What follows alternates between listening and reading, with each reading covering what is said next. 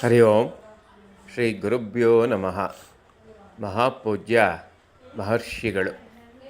ಮಹರ್ಷಿ ವೇದವ್ಯಾಸರು. ವೇದವ್ಯಾಸರು ಧರ್ಮರಾಜನನ್ನು ಕುರಿತು ಈ ರೀತಿ ಹೇಳ್ತಾರೆ. ಇವತ್ತಿನ ರಾತ್ರಿಯ ಕಡೆ ಭಾಗದಲ್ಲಿ, ಅಂದರೆ ಬೆಳಗಿನ ಜಾವ, ನೀನೊಂದು ಕನಸನ್ನು ಕಾಣ್ತೀಯ.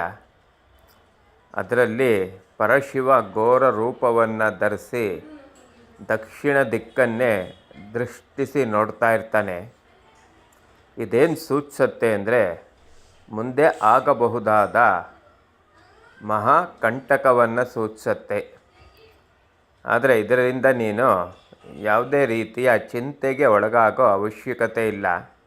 ಆದರೆ ಸ್ವಲ್ಪ ಎಚ್ಚರಿಕೆಯಿಂದ ಇರಬೇಕಾಗತ್ತೆ, ಸ್ಥೈರ್ಯದಿಂದ ಇರಬೇಕಾಗತ್ತೆ. ನೀನು ಸಹನೆಯಿಂದ ರಾಜ್ಯ ಪಾಲನೆಯನ್ನು ಮಾಡು. ಈ ರೀತಿ ಹೇಳಿ ಪಾಂಡವರನ್ನು ಆಶೀರ್ವಾದಿಸಿ ವೇದವ್ಯಾಸರು ಹಿಮಾಲಯದ ಕಡೆ ಪ್ರಯಾಣವನ್ನು ಬೆಳೆಸ್ತಾರೆ. ಧರ್ಮರಾಜ ವ್ಯಾಸರು ಹೇಳಿದ ರೀತಿಯೇ ಧರ್ಮದಿಂದ ರಾಜ್ಯವನ್ನು ಆಳ್ತಾ ಇರ್ತಾನೆ. ಪಾಂಡವರ ಉತ್ಕರ್ಷವನ್ನು ಸಹಿಸದ ದುರ್ಯೋಧನ ಹಾಗೂ ಅವನ ಕಡೆಯವರು ಯಾವುದೋ ರೀತಿ ಧೃತರಾಷ್ಟ್ರನನ್ನು ಒಪ್ಪಿಸಿ ಪಾಂಡವರನ್ನು ಜೂಜುಗಾಗಿ ಆಹ್ವಾನಿಸ್ತಾರೆ. ಯಾವಾಗಲೂ ಕ್ಷತ್ರಿಯರ ಒಂದು ಧರ್ಮ ಇರುತ್ತೆ, ಅದನ್ನು ಬೇಕೋ ಬೇಡವೋ ಪಾಲನೆ ಮಾಡಬೇಕಾಗತ್ತವರು.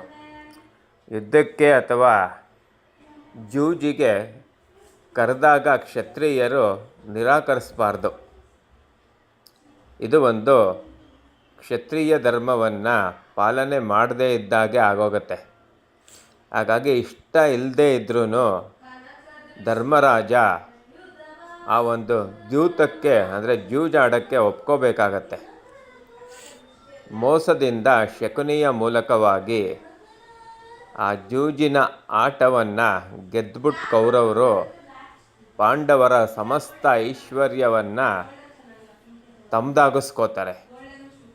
ಅಷ್ಟೇ ಅಲ್ಲದೆ ಅವರನ್ನು 12 ವರ್ಷ ವನವಾಸಕ್ಕೂ 1 ವರ್ಷ ಅಜ್ಞಾತವಾಸಕ್ಕೂ ಹೋಗಲೇಬೇಕಾದ ರೀತಿ ಮಾಡಿಬಿಡ್ತಾರೆ. ಇಷ್ಟೇ ಸಾಲದು ಅಂತ ಪಾಂಡವರನ್ನು ಕೊಂದೇ ಬಿಡಬೇಕು ಅಂತ ರಥದ ಸಮೇತ ಪಾಂಡವರಿದ್ದಂಥ ಒಂದು ವನಕ್ಕೆ ಹೊರಡ್ತಾರೆ. ವೇದವ್ಯಾಸರು ತ್ರಿಕಾಲ ಜ್ಞಾನಿಗಳು. ಅವ್ರಿಗೆ ಈ ಕೌರವರ ದುರುದ್ದೇಶ ಹಿಮಾಲಯದಲ್ಲಿದ್ದಾಗ ತಿಳಿಯುತ್ತೆ.